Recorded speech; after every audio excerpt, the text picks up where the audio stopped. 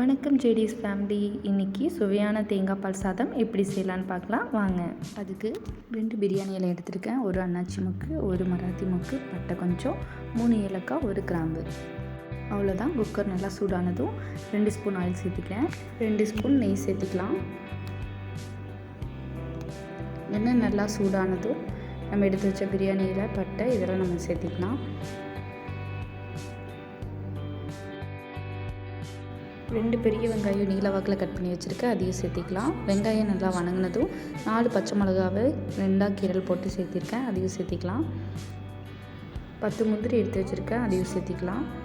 நல்லா வதக்கி விட்டுட்டு ஒரு பெரிய சைஸ் தக்காளி எடுத்துருக்கேன், அது சின்ன சின்னதாக கட் பண்ணி சேர்த்துக்கிறேன்.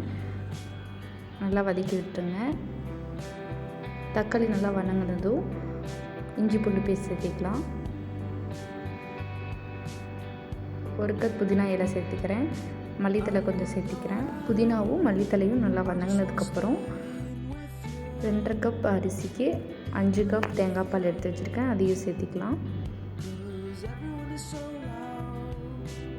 நல்லா கிளறி விட்டுருங்க.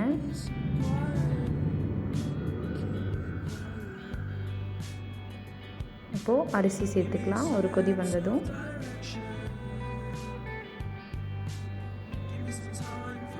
ஒரு டீஸ்பூன் சீரகம், தேவையான அளவு உப்பு சேர்த்து கிளறி விட்டுக்குங்க.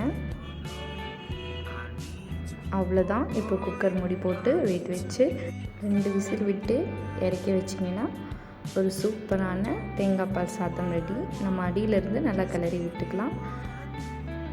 இப்போது நீங்கள் சர்வ் பண்ணுங்கள். நீங்களும் செஞ்சு பாருங்கள். செஞ்சு பார்த்துட்டு எப்படி இருக்குன்னு கமெண்ட்டில் சொல்லுங்கள். மறக்காமல் நம்மளோட யூடியூப் சேனலை சப்ஸ்கிரைப் பண்ணிக்கோங்க.